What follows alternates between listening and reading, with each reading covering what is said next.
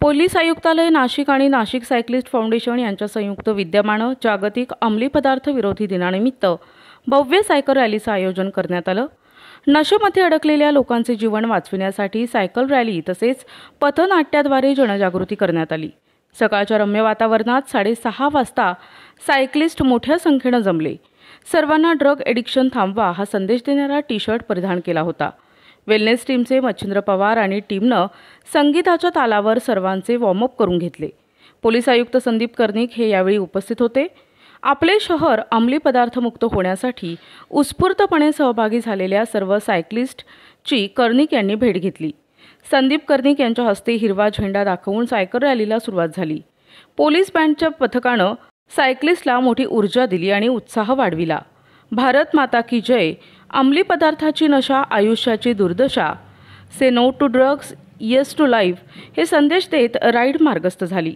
रॅलीचा मार्ग पोलीस आयुक्तालय, अशोक स्तंभ, रामवाडी, पेटनाका, शरदचंद्र पवार मार्केट यार्ड, तारवाला नगर सिग्नल, दिंडोरी नाका, पंचवटी कारंजा, रविवार कारंजा, रेडक्रॉस सिग्नल, शालीमार, द्वारका, काठे गल्ली सिग्नल, सह्याद्री हॉस्पिटल, मुंबई नाका, गडकरी चौक, त्र्यंबक नाका, पोलीस परेड ग्राउंड असा होता। अतिशय शिस्तबद्ध पद्धतीनं जनजागृतीपर काढण्यात आलेली ही रॅली सर्व नागरिकांचं लक्ष वेधून घेणारी ठरली।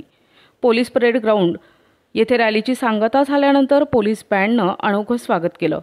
कार्यक्रमाचे प्रास्ताविक गुन्हे शाखा विभागाचे पोलीस उपायुक्त प्रशांत बच्छाव यांनी केले।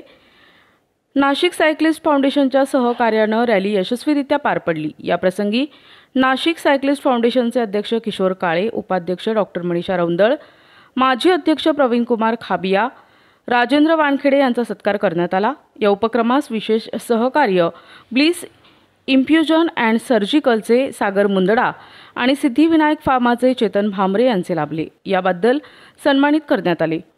नाशिक सायक्लिस्ट फाउंडेशनच्या टीमनं मादक पदार्थांच्या सेवनानं होणारे दुष्परिणाम तसेच युवक युवतींना कशाप्रकारे ड्रग्ज एडिक्शन होते आणि मादक पदार्थांच्या विळख्यात ते कसे पडतात याबद्दल प्रबोधनात्मक पथनाट्य सादर केले।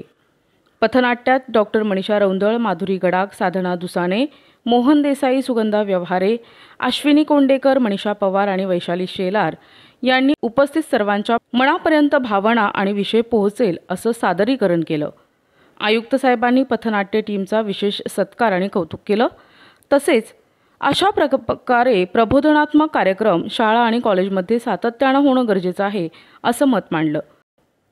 सिकंदर पठाण, दिशा न्यूज, नाशिक।